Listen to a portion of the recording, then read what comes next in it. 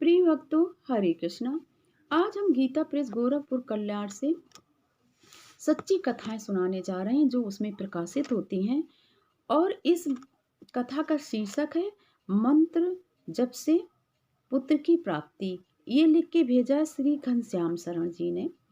बात 1 वर्ष पूर्व की है। वो लिखते हैं कि मेरे एक मित्र शिक्षा विभाग में क्लर्क हैं। उनकी शादी को 7 वर्ष हो गए थे, परंतु ईश्वर ने उनको कोई संतान नहीं दी थी। उनकी पत्नी रमाबाई आस्तिक एवं धर्मपरायण महिला है, परंतु संतान न होने से बेहद दुखी रहती थी। एक दिन सास ससुर ने भी खरी खोटी सुनाई और पुत्र की दूसरी शादी करने की चर्चा आए दिन होने लगी।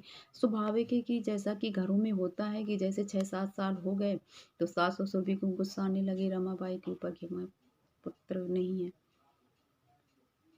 पत्नी को जब दूसरी शादी की चर्चा सुनाई दी तो बेचारी दिन रात रोने लगी और भगवान को कोसने लगी कि मैं नित्य प्रतिदिन आपकी पूजा करती हूँ और फिर भी मेरे संतान नहीं है। कुछ दिन गुजरे। जन्माष्टमी का पर्व हर्षोल्लास से मनाया जा रहा था। लोगों की काफी भीड़ मंदिरों में दर्शनों के लिए आ रही थी, परंतु बेचारी अपने पति के कहने पर भी पर्व में सम्मिलित नहीं हुई और कृष्ण के बारे में कहने लगी कि ये कृष्ण हमारे प्रार्थना तो सुनते ही नहीं है, मैं क्यों इनको मानूं। तभी एक वृद्ध भिखारी रमाबाई के द्वार पर भीख मांगने आया। उसने भी अब रमाबाई तो थोड़ा सा भगवान से नाराज हो गई। जब देखिए कभी कभी ज़्यादा दुख पड़ जाता है तो हम सबको भगवान से वो होने लगता है, लेकिन भगवान कहते हैं कि तुमने मुझ पर श्रद्धा विश्वास किया तो मैं तुम्हारा विश्वास टूटने नहीं दूंगा। जब भिखारी भीख मांगने के लिए आया तो उसने खूब खरी खोटी सुनाई और बोली, बाबा मैं आपको इतनी भिक्षा देती हूँ, आपको खाना भी खिलाती हूँ, लेकिन आपकी मैं दुआ कोई काम नहीं आई मेरे ऊपर। तो वृद्ध भिखारी ने उसके पति से सारा वृत्तांत सुना। तो पति अंदर बैठे थे, वो निकल आए और भिखारी से बोले कि भाई बाबा ये बहुत परेशान है, हम लोगों की शादी के 7 वर्ष हो गए हैं लेकिन कोई पुत्र नहीं है, इसलिए ऐसा बोल रही है।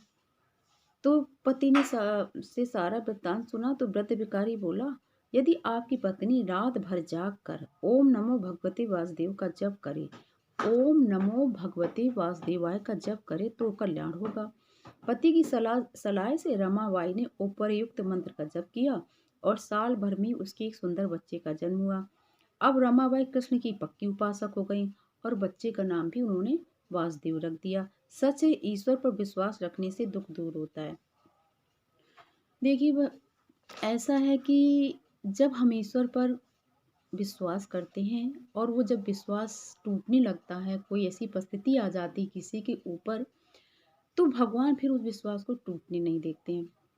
उन्होंने वृद्ध भिखारी को उन रमाबाई जी के पास भेजा और उनको एक रास्ता सुझाया।